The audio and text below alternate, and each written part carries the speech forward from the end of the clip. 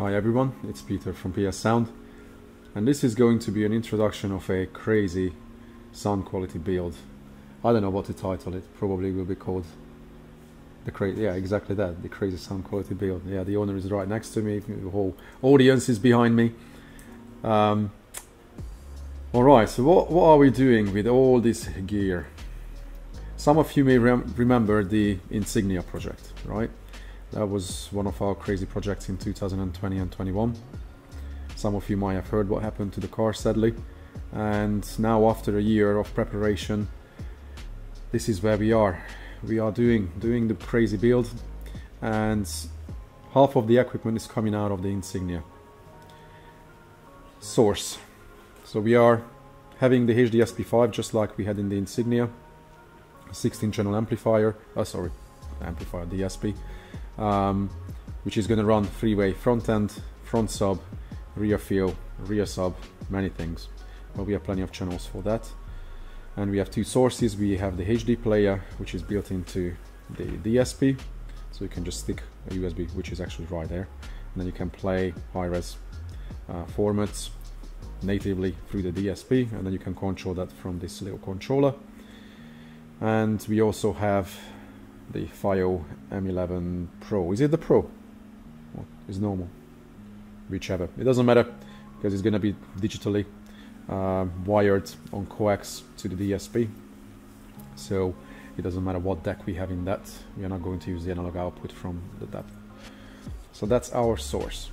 But now we have way more amplifiers than we used to have, because in the previous project we had two 6-channel APs, two of those, and we had a 2-channel, which is here too, but the owner wanted something fancier this time, and we ended up using now these Steg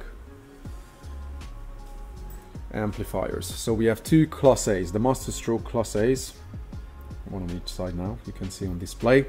We pull the cover panel off. This is now from underneath, and we may try to install it like this because it's just too pretty inside. It would be a waste not to install these like this. At the end of the video you will see pictures from the amplifiers, what they look like from the top too. We have many pictures that we took. Not that they don't look great, but yeah, it certainly looks better this way. So two Class A's will run the Accuton tweeters and mid-range speakers, the C30AM and the C100AM. They came out of the Insignia, and I also had kind of like an unboxing introduction video of these speakers. When was that? 2 years ago? It's 3 years ago when we started the project. Yeah, it was 3 years ago, 2020, just before COVID. This was the very first production set that came onto the market. Although the graphite finished version is a new addition, we swapped out the white to the graphite in his car, because at the beginning there was no graphite finish for any of them. Now they can make them for all three speakers. So Class A is going to run tweeter and mid, and the MSK 1500 is going to run the mid bass. Then we have the 6-channel with 2 channels that's going to run the front sub, that Accuton AS250. Crazy thing. Again, you could see that from previous videos. That's a really tasty subwoofer. I don't know if you can see it, but the surround is underneath. And yeah, quite a crazy cool solution. And this way they could maximize the cone area, as the surround is underneath. And when it moves, it's quite funny. Yeah, you can just see the surround in there, inversed. So we are going to use that as a front sub, but because in the current car, and I'm going to show the car in a second, we can't do IB, we will have this crazy big thing, the JL13W7. I know many people say that, oh, this is not a quality subwoofer. Well, most people have never heard a system installed with this properly. Yes, maybe it's not as accurate when you have to play it up to the upper bass range and then integrate it to something so refined and accurate as an Accuton 6.5. But this is going to play just the lowest octaves, because the front sub is going to play most of the musical bass up front. And then this is going to do the job what now we cannot do. We cannot install true IB subwoofer at the back that we had in the Insignia. Well, we had the Acoustic Elegance IB15AU. We have to build an enclosure, a sealed enclosure for this, and reproduce the low ends with, you know, as great detail as possible. We want this sub to play down to IB territory. I want this to play down to 15, 16, and this sub is capable. So that 6 channel is going to run the front sub, and with 4 channels we can decide whether we run the rear fill, fully active or passive.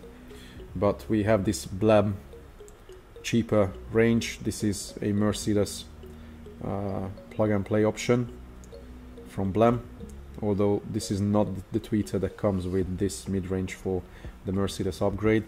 This is a separate tweeter, a small ceramic coated, I guess. Finally, we think for rear fill it's going to be perfectly enough. Yes, if we wanted to splash the cash and if we won the lottery, then of course we could have Accuton at the back as well, but it's not necessary for that. We're not 100% sure yet whether we are going to keep the 400.2 running the sub yet, because this sub has an interesting core configuration. It's a dual 1.5. So paralleling it to 0.75, yeah, not many things would be happy with that. If we were bridging it, if we wire it to 3 ohm, running a 3 ohm sub in sealed where impedance is not going to rise much on an amplifier that can take 4 ohm bridged. I mean, I've seen Zapco run on way lower impedance than what it's capable of on paper. Once you have plenty of clean voltage, then it can deal with it. But to have plenty of headroom, we may look at a different monoblock for this monster, because this sub can take a lot of power, and it needs a lot of power to make it move if you want to have dynamic range too. And then there's one more piece here that I haven't talked about, but I'm sure you've spotted it. What is this thing, right? So Audio Solution is an Italian company, and they make power blocks, they make amplifiers, they make few pretty crazy things, to be fair, and they are not that well known yet globally. Maybe now this is going to be a good introduction for many people if you watch this video from different corners of the world. So we've seen that they have these power blocks which are power stabilizers and power distributors. So with this one you feed in your battery power, and then you can select the output voltage, which you can see here, 8 outputs, and I think you can turn it up to 14.6 and up to 150 amps. This power block is stable. They state, I think, 300 amp max. So we are going to run most of the amplification through this, except the monoblock for the sub, because that may pull quite a lot, and I don't want to overdrive this power supply. So we will have all the component amplifiers, DSP, and any other smaller consumer running from this, so we don't have to worry about making a custom distro block. Yeah, this is a bit fancier for sure. This plexi panel can come out with just a few Allen bolts, and then you can get to the fuses that we will have to change, because 25 is not quite enough for what we need it for. But yeah, you also have auxiliary outputs, as you can see, fans, remotes, whatnot. So yeah, it's pretty. And then it also has a display. I'm interested what that's gonna show us. Yeah, it certainly looks quite something. So this is all the gear that we have to fit in that beautiful Mercedes. We were talking about future options years ago, and I was asked what car I would suggest, and I said yes, Mercedes has a great platform. One of the things is that the mid-bass is not in the door, and it has great factory locations for mid-bass in the firewall, mounted on the firewall, which is rigid. And even the factory drivers or factory upgrade speakers can deliver crazy impact and bass up front without any buzzes, any rattles. So that's a big advantage in these cars. If you wanted to keep it OEM, the factory mid-range and tweeter location is not bad at all either. Just like in my S-Class, I'm going to run that in OEM class. Factory locations are great. So I was pretty happy when I heard that this is going to be the next car, except one thing, right? The fact that this is a hybrid. And as you can see, we have a lot of boot space taken away. And yes, we can use the whole boot, fill it up as much as we want. Correct? Yeah, he's nodding. But my worry and the biggest challenge is going to be how we fit everything in a way that if the garage has to get to the battery pack, then they can get to it without taking everything out from here. So yeah, that's a beautiful thing. We will figure it out. We will have a lot of welding coming, because we will have to mount most of the equipment on steel racking, and figure out how we can squeeze everything in while maintaining access to the battery pack. The car has already been soundproofed, so at least we don't have to worry about that. And the owner has already got some charging solution sorted out here. Is the big lithium in there now underneath this? Yeah. The old one, because in the Insignia we had a 140 amp hour lithium battery.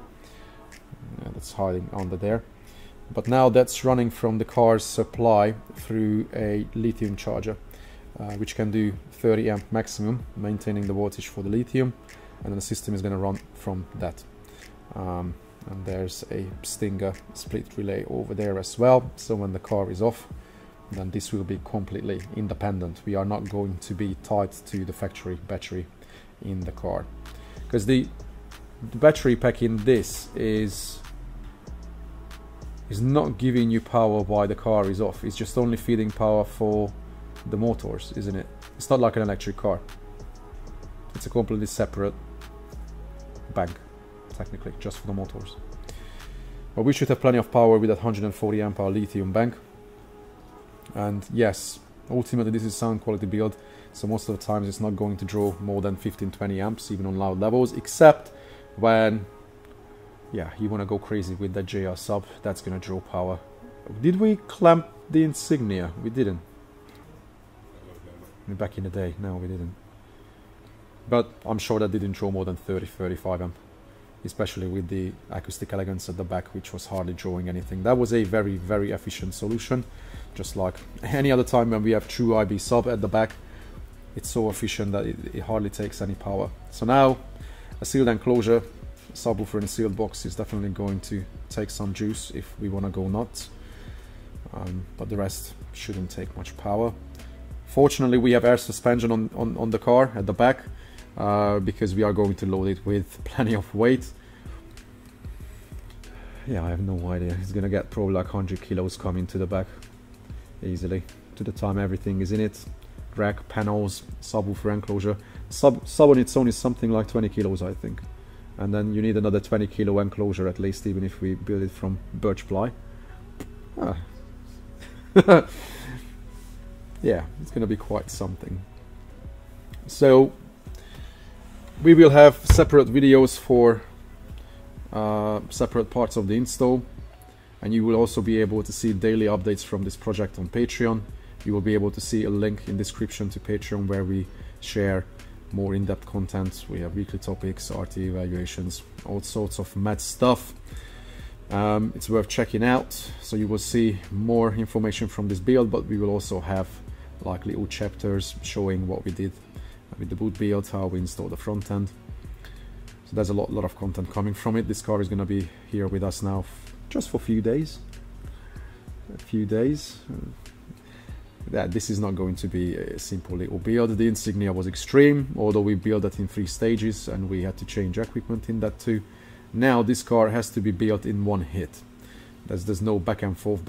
Well, you don't want it, right? We want to get everything done. We have everything and it should work. The car, if it doesn't, then yeah. Well, the car is not going anywhere until everything is spot on. So some of you might be able to hear this if you are one of those people in our circle who are interested in hearing something silly like this. But let's just show the interior, because it has a beautiful interior. It's not your standard E-Class. This is a really highly spec'd one. A lot of leather and Alcantara. I think the headliner is Alcantara throughout. Yeah, it's Alcantara everywhere. Then factory carbon trims, all the extras, gadgets. Yeah, this is fully loaded, which is rare in an E-Class. Plus the paint. Oh, the paint, yeah, that's not wrap, that's paint matte. So pretty car.